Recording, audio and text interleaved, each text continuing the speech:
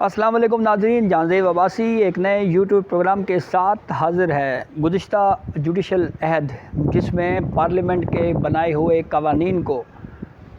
کالعدم قرار دیا جاتا رہا، پارلیمانی جو نظام ہے اس کے اوپر انگلیاں اٹھائی جاتی رہی،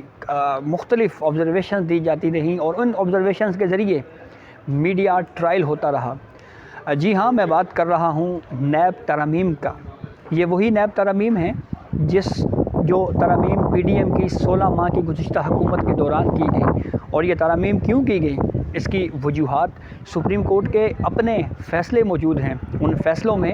یہ کہا گیا کہ ماضی میں نیب پولیٹیکل انجینئرنگ کے لیے استعمال ہوتا رہا، سیاستدانوں کو دبانے کے لیے استعمال کیا جاتا رہا، نیب کو ایز اے ٹول، بطور ہتھیار، اور اس سے نہ صرف سیاستدان اس نیب قانون کی زد میں آئے بلکہ اس کے ساتھ ساتھ وہ میڈیا ہاؤسز جو ایک پوائنٹ آف ویو کے اوپر کھڑے رہے رول آف لاء کے لیے، ان میڈیا ہاؤسز کو بھی ماضی میں دبایا جاتا رہا۔ یہ وہی نیب قانون ہے جو ایک فوجی عامر جنرل ریٹائرڈ پرویز مشرف مرحوم نے بنایا تھا، اور 1999 میں بنائے گئے اس نیب قانون کا اطلاق سن 1985 سے کر دیا گیا۔ جو ہمارے اس وقت کے نگران وزیر اعلیٰ سندھ ہیں مقبول باقر، انہوں نے خواجہ برادران کیس میں جب وہ بطور جج سپریم کورٹ تھے تو انہوں نے بھی یہ فیصلے میں کہا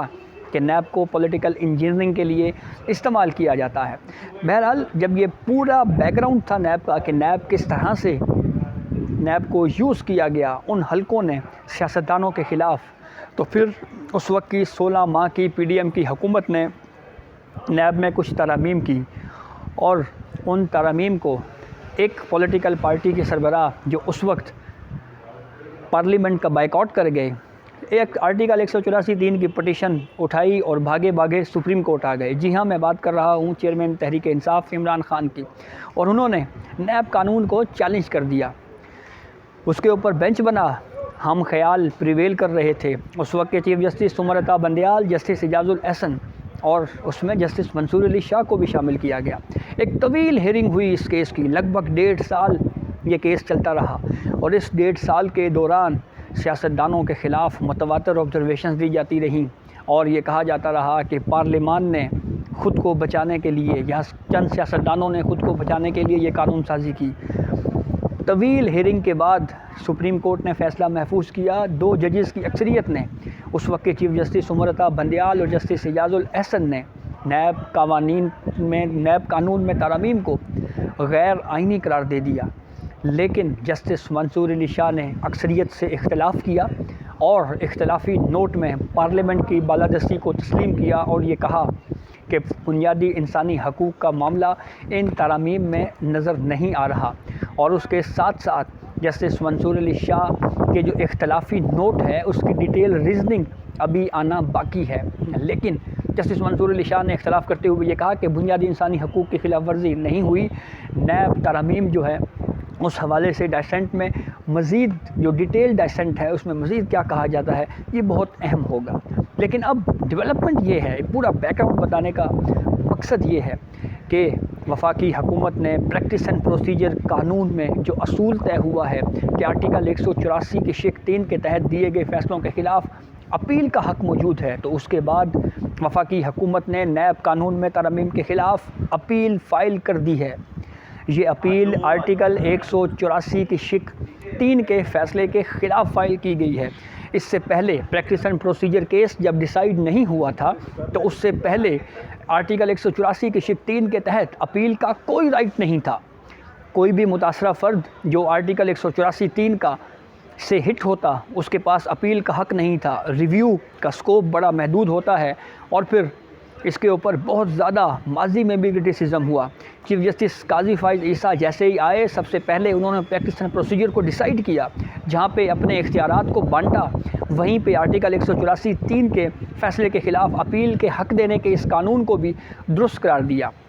اب وفاقی حکومت نے نیب قانون میں ترامیم کے فیصلے کے خلاف اپیل فائل کی ہے۔ اپیل 5 جج سنیں گے،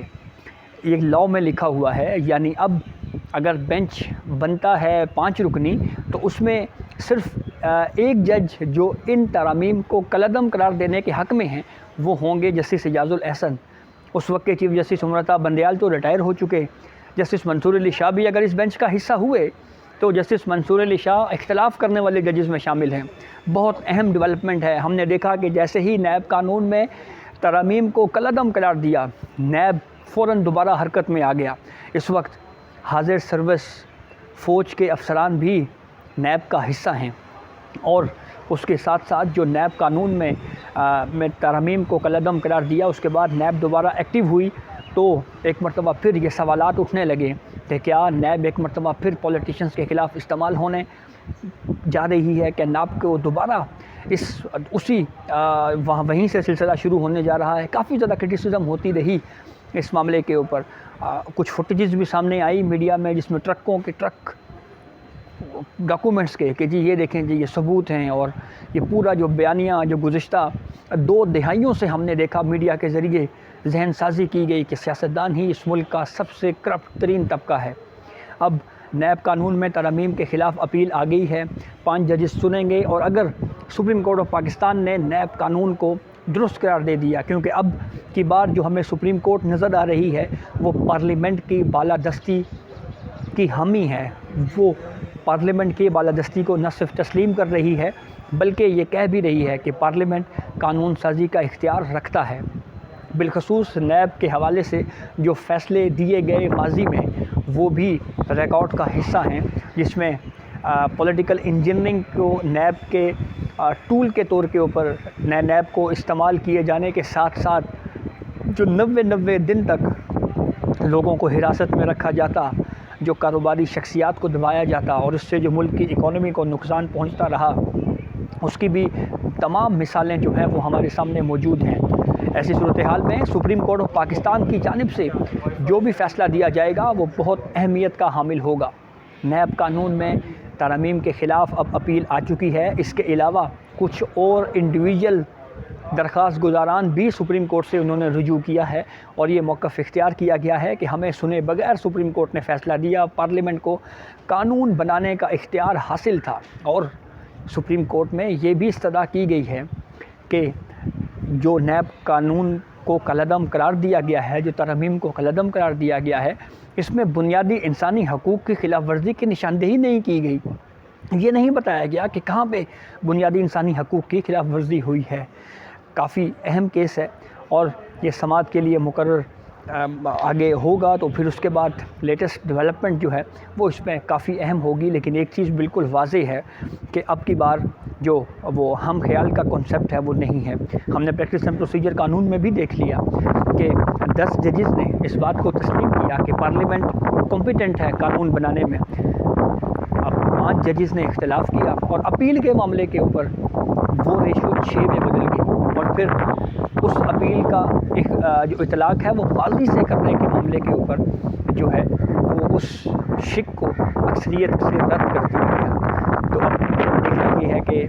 سپریم کورٹ میں جب یہ اپیل سماعت کے لیے مقرر ہوتی ہے تو اس پہ پھر کون سا بینچ میں کون سے معزز ججز شامل ہوتے ہیں، اور اس میں کیا اہم